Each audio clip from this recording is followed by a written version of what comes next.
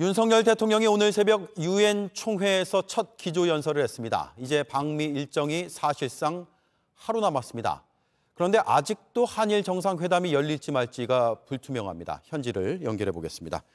자, 김태영 기자, 한일 두 정상 뉴욕에서 만날 수는 있는 겁니까? 네, 윤 대통령은 이곳 시간으로 내일 캐나다 토론토로 이동을 합니다. 뉴욕에서 만 하루 정도 시간이 남은 건데 대통령실에선 아직까지도 한일 정상회담 개최 여부를 명확히 입장을 내지 않고 있습니다.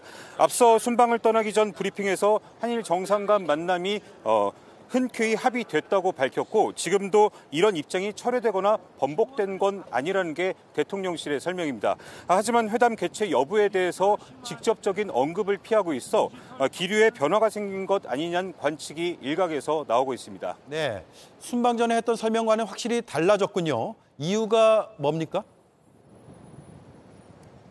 네, 앞서 일본 언론은 기시다 총리가 한국 측이 한일 정상회담 개최를 일방적으로 발표한 것에 대해서 상당히 불쾌감을 드러냈다고 보도를 한 바 있습니다. 한일 정상 간 만남이 흔쾌히 합의됐다던 우리 측 브리핑 내용에 대해서 문제를 삼았다는 해석이 가능합니다.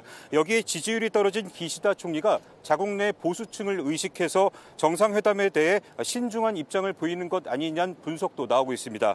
이런 상황이기 때문에 회담이 열리더라도 강제징용 배상 등 핵심 현안을 두고 원론적인 차원에서 정상 간 입장을 주고받는 정도이고 접점까지 찾는 건 어려울 것이란 전망이 우세합니다. 자, 그리고 한미 정상이 만날 거라는 관측도 나오고 있습니다. 만나게 된다면 한국산 전기차 차별 논란에 대한 논의가 있을까요?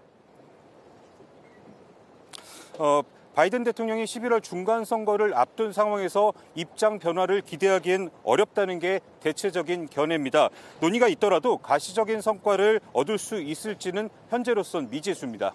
네. 자, 그리고 윤석열 대통령의 첫 유엔 총회 연설에서 핵심 키워드는 뭐였습니까?